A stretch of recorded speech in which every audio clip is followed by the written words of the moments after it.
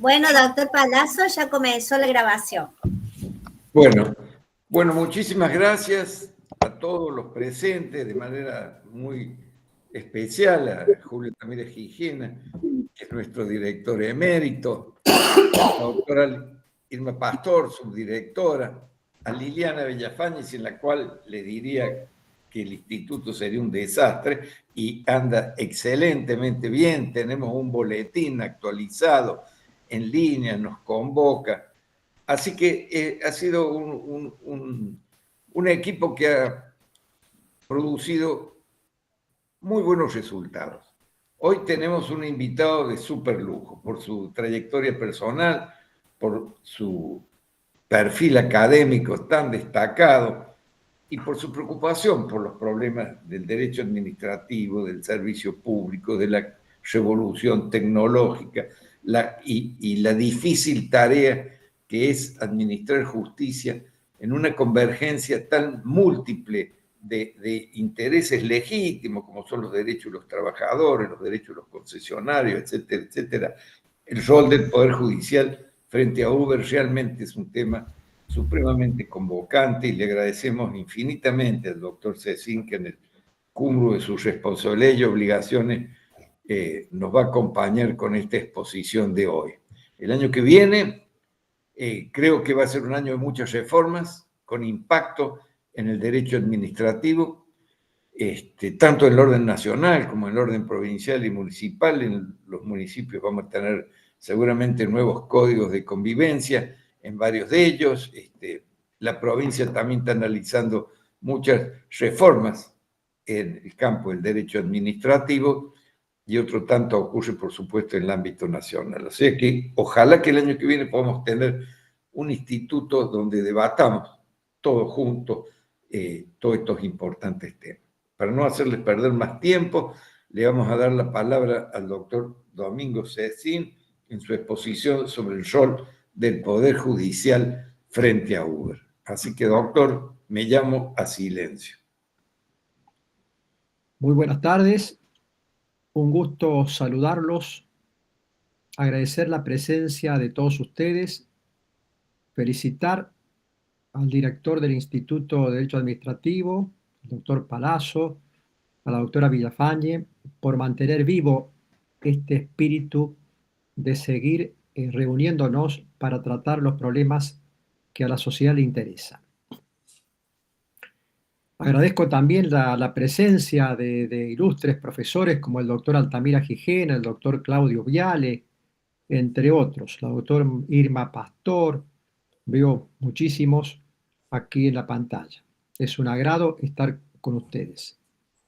Sabido es que el Estado constitucional de derecho presupone la existencia de la división de poderes, del respeto a la ley como expresión de la soberanía popular, la sujeción de los tres poderes del Estado al orden jurídico, y en ese marco, quien se encarga de proteger los derechos y libertades del ciudadano es, como sabemos, el Poder Judicial, imparcial e independiente, que debe garantizar la plena vigencia de los derechos fundamentales, salvaguardar la supervivencia del ordenamiento jurídico y también garantizar la paz social.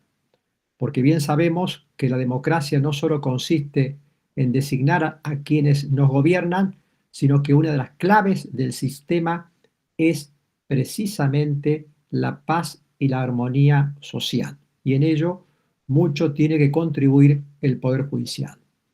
De allí que en esa misión de salvaguardar el sistema democrático y también a ultranza la tutela judicial efectiva, muchas veces la justicia tiene el cometido de excepcionalmente intimar a los otros poderes del Estado el dictado de una normativa específica, habiéndose planteado en un caso concreto.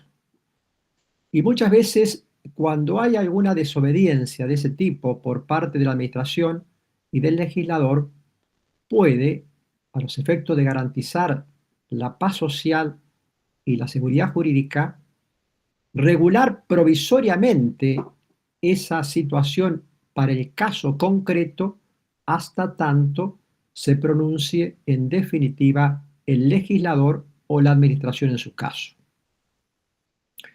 Esta cuestión muchas veces ha sido prevista expresamente por normas constitucionales y aún a veces en forma implícita por los ordenamientos jurídicos de nuestro país, como del derecho comparado, en el sentido de que una de las consecuencias de la tutela judicial efectiva no es solamente garantizar el acceso a la jurisdicción, el desarrollo de un proceso, sino también de tener una sentencia motivada, pero además de la ejecución de esa sentencia. Es decir, llevarla realmente a la praxis, que es cuando realmente se consolida la división de poderes. Así, por ejemplo, la Constitución de Ecuador es muy interesante cuando el Tribunal Constitucional, ante la demora o la desobediencia por parte de alguno de los poderes del Estado de dictar una normativa específica, puede, una vez vencida esa intimación, sustituir provisoriamente al legislador, regulando provisoriamente la materia de que se trate para el caso concreto, hasta tanto el legislador se pronuncie en forma definitiva. Es lo que autores como Sagés ha denominado que aquí la justicia actúa como un legislador subsidiario y suplente. Subsidiario porque lo puede hacer en forma excepcional y precario, digo, porque en definitiva esa normativa va a durar hasta tanto se pronuncie el órgano legislativo correspondiente. Lo mismo pasa en el artículo 37 de la Constitución de Río Negro del año 88, muy elogiada tanto por Pedro Frías como Sagüés, donde expresamente faculta al Tribunal Superior a que ante la omisión de dictar una normativa específica por parte de la provincia o del municipio de carácter reglamentario o legislativo, el Tribunal Superior puede intimar a que lo hagan y una vez vencido ese plazo puede sustituir provisoriamente al legislador o al administrador con validez al caso concreto hasta tanto se haya pronunciado los otros poderes del Estado. Es decir, que prácticamente reproduciría casi la misma tendencia, la misma normativa. El caso que voy a comentar, que se ha pronunciado en abril de este año por parte del Tribunal Superior de Justicia, Municipalidad de Córdoba contra Uber, en parte se vincula con este tipo de rol del Poder Judicial ante situaciones de carácter excepcionales y cuando esté en tela de juicio la paz social. Comentando brevemente el caso, Uber hace una presentación a la municipalidad manifestando su interés en prestar el servicio, disponiendo aproximadamente de 1.000 autos con chofer y de cerca de 26.000 posibles usuarios. La actividad comienza a prestarse, el municipio se opone a ello y la presión de los taxistas y remiseros también comienza a poner en riesgo la normal convivencia. Es por ese motivo que en el año 2019 la propia Municipalidad de Córdoba presenta un amparo, esto recae en la Cámara Contencioso Administrativa de Segunda Nominación. Allí el municipio manifiesta que esta actividad está prohibida y que solamente existen permitidas el servicio de taxi y de remis. Mientras tanto, Uber manifiesta que es una actividad que no debe ser regulada por el Estado, que se enmarca en el artículo 1280 del Código Civil, es una actividad privada de intermediación digital y que está regulada en todo caso también por las leyes del consumidor y de la competencia. La Cámara Contencioso Administrativa dicta un primer pronunciamiento que recepta la postura municipal y mediante una cautelar prohíbe la actividad de Uber. Pero sucede el infortunio de la pandemia, Uber sigue prestando el servicio y lo hace incluso con nuevas variantes, poniendo en evidencia una gran responsabilidad al trasladar a los médicos y personas vinculadas con el área de salud y también con aquellos que estaban afectados a servicios esenciales. Es por ese motivo que solicita una nueva reapertura de esa cautelar y en un voto muy bien fundado de María Inés Ortiz, recordando o haciendo, digamos, referencia a los últimos fallos que se han registrado a nivel internacional, manifiesta de que es una actividad que debe ser regulada expresamente por el Estado. Así hace referencia a los tribunales máximos del ámbito europeo, donde precisamente llegan varias cuestiones a su disolución, porque se discutía si era una actividad que debería formar parte del área de transporte y por lo tanto regulada por el Estado, o era una actividad privada en la cual se, digamos, comercializaba o se prestaba bajo regímenes nuevos de carácter tecnológico. El Tribunal Europeo manifiesta rotundamente de que es una actividad que debe formar parte del sistema global de transporte y que necesita una mínima regulación por parte de los estados y de las autoridades competentes. Además, hay un interesante fallo por parte del Tribunal Superior de San Pablo, Brasil, donde por un lado manifiesta que es inconstitucional prohibir una actividad que se enmarca en la libre iniciativa privada y también en la libre competencia. En segundo lugar, afirma que es una actividad innovadora. En tercer lugar, de que necesita un mínimo de regulación. Y en cuarto lugar, de que es una actividad que se armoniza con la movilidad, con lo que es el ambiente y frena o limita monopolios, digamos, tradicionales de una actividad que estaba regulada por el sistema de taxis. También hay un pronunciamiento muy interesante de la Ciudad Autónoma, del Tribunal Superior, donde manifiesta que frente a un vacío normativo expreso, este es un problema que concierne a la administración, no es un problema que debe de ser traído a los tribunales.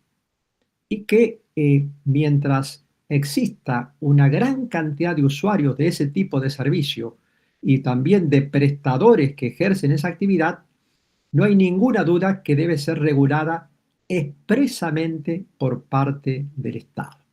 De allí que manifiesta que la relación entre los prestadores de servicio junto con taxistas y remiseros generan problemas de competencias entre ellos y disturbios que es necesario que la regulación venga cuanto antes. Ante este panorama jurisprudencial y siguiendo esta tendencia, el fallo de la Cámara a nivel cautelar se pronuncia en el sentido de que es necesario una normativa expresa que regule esta actividad y que por lo tanto autorice la misma.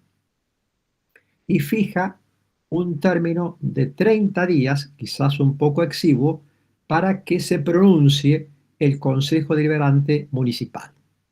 También manifiesta expresamente que es una atribución por parte del municipio regular esta actividad o como servicio público o como actividad privada de interés público. Un poco siguiendo la tendencia en el sentido de que es más bien una actividad privada de interés público con un mínimo de regulación sin la complejidad que determina un servicio público en sentido específico. En estas situaciones llega al Tribunal Superior, el servicio se sigue prestando, pasa el tiempo y no hay ningún tipo de normativa por parte de la municipalidad. Entonces, el Tribunal Superior lo primero que hace es citar a una audiencia de conciliación a los efectos de que esta actividad sea regulada provisoriamente mediante la cautelar hasta tanto el Consejo Deliberante se tome el tiempo que considere conveniente para dictar la norma, sabiendo que es una norma que puede traer, digamos, complicaciones, habida cuenta de, digamos, de ciertos sectores que se oponían a la existencia de Uber y similares. Como consecuencia de ello, el objetivo era buscar una salida, como les digo, provisoria, hasta tanto se pronuncie en definitiva la autoridad competente. Pero ello no se produjo, entonces el servicio se seguía prestando, las infracciones al mismo se seguían haciendo por parte de la municipalidad sobre la base de que es una actividad prohibida, y la conflictiva con remiseros y taxistas se iba incrementando. En este marco, al no haber una solución por vía de conciliación, el Tribunal Superior resuelve lo siguiente. Es decir, por un lado, ratifica de que se trata de una actividad que debe ser regulada expresamente por el Estado, formando parte del sistema global de transporte. Porque esa actividad beneficia esencialmente a la sociedad, que va a tener mayores opciones de movilidad, y también a quienes prestan el servicio, en el sentido de fomentar también una actividad laboral de quien tiene una libre iniciativa. Como consecuencia de ello, se manifiesta que es competencia municipal hacerlo a través del servicio público o de una actividad privada de interés público, y que por lo tanto se ratifica el pronunciamiento de la Cámara, que había dispuesto y había ordenado que se legisle en forma específica.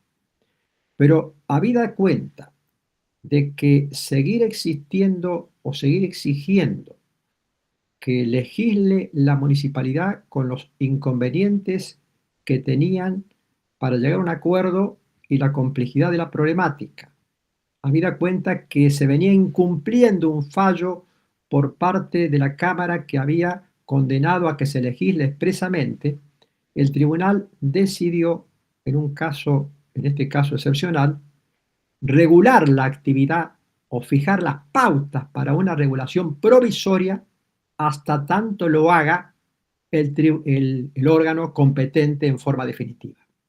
Por ese motivo, el tribunal, digamos, convirtió una actividad prohibida en una actividad permitida bajo el cumplimiento de ciertas condiciones. Es por eso que obligó a realizar por parte del ente municipal un registro en la cual se incorporen los propietarios de los vehículos que quieran prestar el servicio. Por otro, en segundo lugar, cuáles son los vehículos que se van a autorizar, y en tercer lugar, el nombre de los choferes.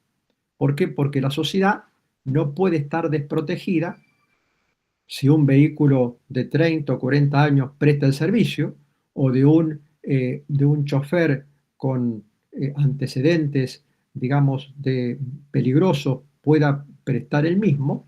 Consecuentemente, a los efectos de garantizar en forma urgente el interés público en juego, el tribunal resuelve fijar las pautas inmediatas para que, mediante ese registro, una vez que se obtenga la autorización para ejercer la actividad, pueda realizarse en forma provisoria hasta tanto el Consejo Deliberante se pronuncie en forma definitiva, ejerciendo la competencia que le corresponde.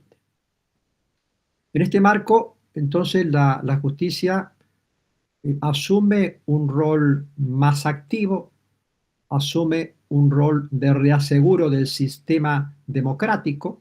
Esto no implica el gobierno de los jueces, implica el gobierno del ordenamiento jurídico que le brinda esas atribuciones al juez para garantizar, en este caso, derechos fundamentales y también el derecho a la movilidad por parte de personas que quieren optar por ese servicio y que aparentemente estaba en un callejón sin salida o en alguna hipótesis de inconveniente para emitir la legislación respectiva.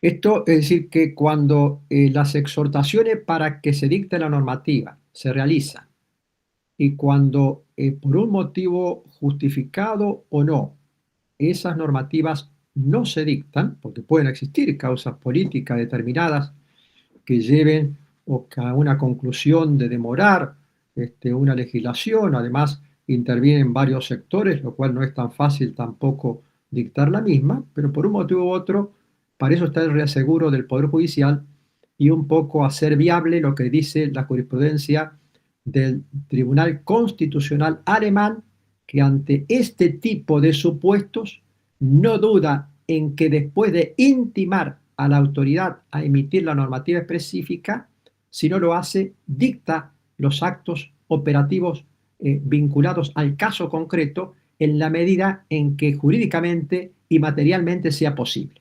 Por supuesto que eso va a tener una validez relativa, validez provisoria, hasta tanto se pronuncie la autoridad competente del poder administrador o del poder legislativo pertinente.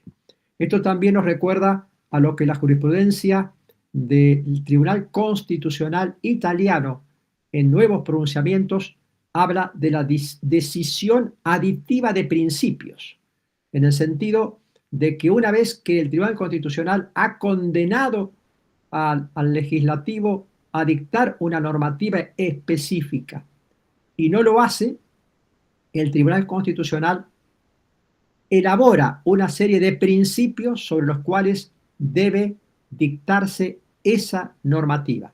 Y si no lo hace el poder del Estado pertinente, allí el Tribunal, digamos, Constitucional asume la competencia de regularlo por sí en forma provisoria hasta tanto se dicte la resolución definitiva. Es decir, que este tipo de soluciones son siempre de carácter excepcional y se ha admitido en el derecho comparado como un avance por parte del rol de la justicia a los efectos de garantizar la paz social y del reaseguro de la democracia.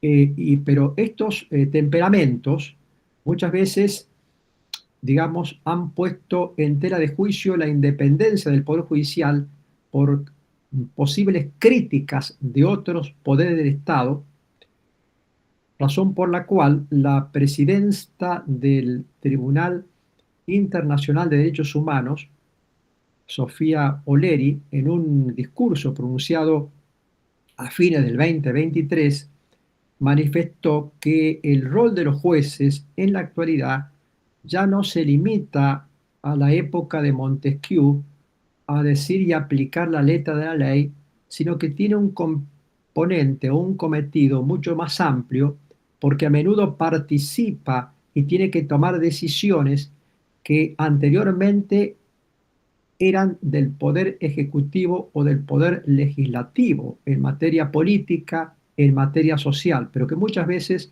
tenían que ser resueltos por los jueces y por ese motivo había en algunos estados la tendencia a tratar de limitar la tarea del juez. Por eso creo que es importante proteger la independencia judicial y recordar que en definitiva la verdadera legitimación de los jueces está en el ordenamiento jurídico que tienen la obligación de aplicar. De allí la importancia de la idoneidad del juez para interpretar ese ordenamiento jurídico. En cambio, los otros poderes del Estado muchas veces crean el derecho, crean las nuevas políticas públicas. En cambio, el Poder Judicial está vinculado precisamente al ordenamiento jurídico. No es un esclavo de la ley, pero sí un esclavo del ordenamiento jurídico en el sentido de la Constitución, las convenciones internacionales, los principios, los valores. Es decir, un cometido, digamos, mucho más amplio de otras épocas.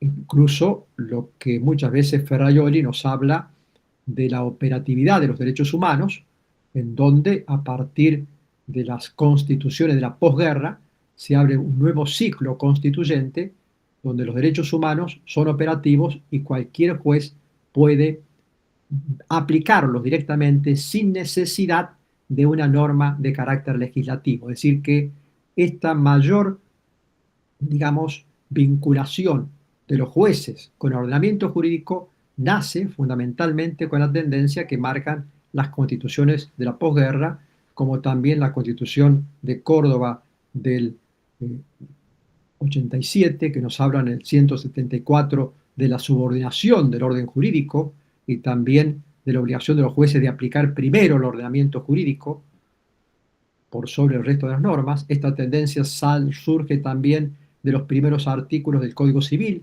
donde bien nos dicen que se aplica y la interpretación de las normas del derecho civil tendrán en cuenta los derechos humanos, la Constitución, los principios y valores, todo en una interpretación armónica con el ordenamiento jurídico.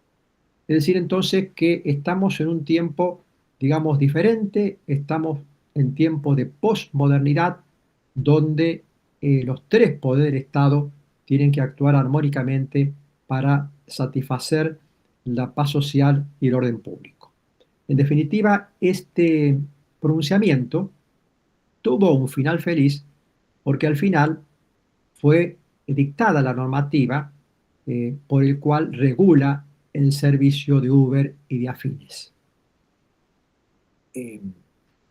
Para terminar, recordar que lo que decía Kelsen en el sentido de que los órganos de control son inescindibles del sistema democrático, porque sin la existencia de control no hay democracia. Y esto se vincula también a lo que decía muy bien García de Entrerría cuando manifestaba que el control está vinculado con la esencia del Estado de Derecho y también con la supervivencia del mismo sistema democrático. Yo con esto doy por terminada esta disertación. Si hay alguna pregunta, con muchísimo gusto, y les agradezco mucho la paciencia en escucharme.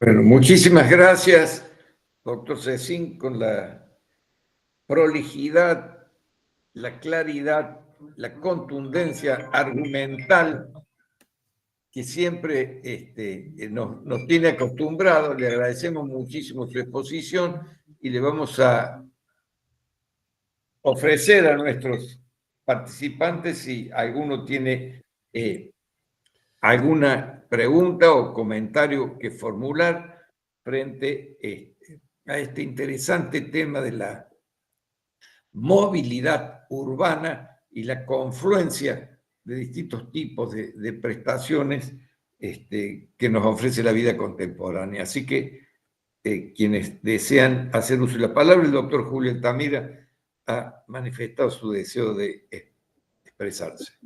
¿Me escuchan? ¿Me escuchan cuando hablo? Sí, sí. Sí, doctor. Bueno, en primer lugar lo felicito al doctor Cecín, que ya nos tiene acostumbrado a su magnífica disertación, la claridad y el método con que habla. En segundo lugar, el tema elegido, porque es un tema muy lindo. La diferencia entre el servicio público y la actividad privada de interés público. Qué lindo tema. Y el tercer tema también, el tercer interesante que me ha gustado, es, ¿puede el juez reemplazar en ciertos casos a la administración dictando una resolución que debió ser por acto administrativo? Muy lindo, doctor, el tema, que realmente es para analizarlo, y si el doctor Palazzo me permite, el año que viene yo podría hablar, si usted quiere, entre el servicio público y la actividad privada de interés público. Nada más, y nuevamente los felicito, doctor Cecil. Perfecto, muchas gracias, Julio. Va a ser quien inaugure las sesiones de la temporada 2026 con este tema tan controversial y interesante y apto para resolver los conflictos que se susciten, ¿no? Yo no sé, Liliana, si tenemos registrado a alguien más. No. Le vamos a dar un fuerte abrazo entonces virtual a todos los presentes y un aplauso para el orador que nos ha deleitado hoy, y que tengan todos un muy feliz fin de año y mejor 26. Gracias, muchas gracias. Muchas gracias, saludos a todos, afectuosos saludos. Salud. Gracias, doctor Cecil. Gracias. Un feliz año, nos vemos. Feliz año. Feliz año. No, gracias. Chao, nos vemos.